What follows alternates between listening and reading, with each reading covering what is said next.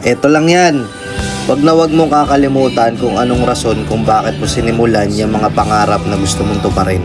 Wag na wag mong kakalimutan lahat ng naging inspirasyon mo o lahat ng pinanghuhugutan mo ng lakas ng loob para matupad o magawa mo kung ano yung gusto mong gawin.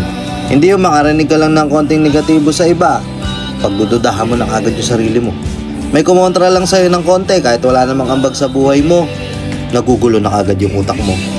Hanggat maaari, focus tayo, okay? May mga struggle na dadaan, meron tayong mga sacrifices na kailangan nating gawin. Pero par, hindi porket na odyukan ka lang ng konti na wag na, pangit yan. Ititigil ka na. Again, wag na wag mong kakalimutan yung rason kung bakit mo sinimulan yung mga bagay na gusto mong gawin.